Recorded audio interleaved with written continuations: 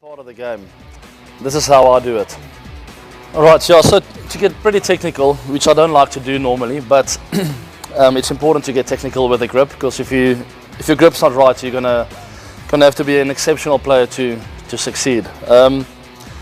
So if you make a little V with your hand, with your thumb and your index finger, and you run it down the left side of this bat, you come up to more or less this angle here on the grip.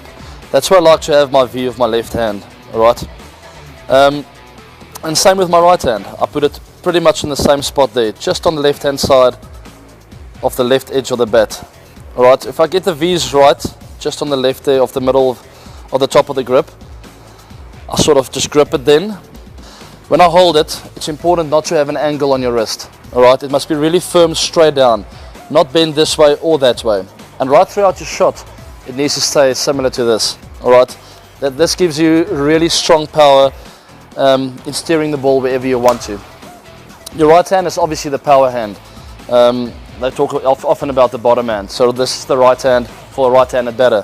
Also, I like to have the V in a similar kind of line, but with this hand, you only hold with the two fingers. Alright, so don't worry if you can't get all the fingers on.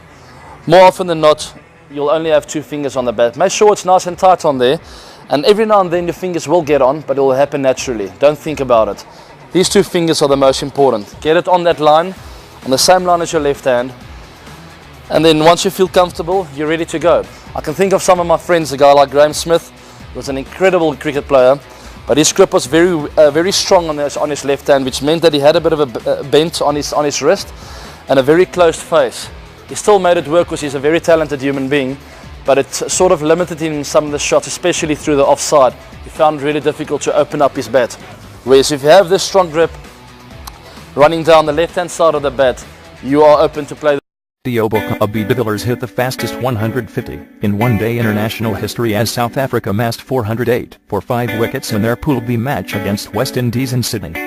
De Villiers reached 150 from 64 balls, beating the previous record set by Australia's Shane Watson by 19 balls. He finished unbeaten on 162 from 66 balls as South Africa made the second highest total in World Cups. Only last month, he hit the fastest ever ODI 100 against the same team in Johannesburg from 31 balls. In that same innings, South Africa's captain also set the record for the fastest 50 in ODIs from 16 balls. De Villiers records in for 1. De Villiers scored the fastest 150 in one-day internationals from 64 balls. The previous best by 19 balls. 2. De Villiers' 52-ball ton was the second fastest in World Cups. Ireland's Kevin O'Brien made a 50-ball ton against England in 2011. 3. South Africa's 408 for 5, the highest team total in one-day internationals by any side in Australia. 4. South Africa's total was the second highest in World Cups. India made 413 for 5 wickets against Bermuda in 2007. 5. West Indies seamer Jason Holder conceded the most runs in a 10-over spell in World Cups, finishing with 1 for 104. Holder conceded the most runs in 2 consecutive overs in one-day internationals. 64.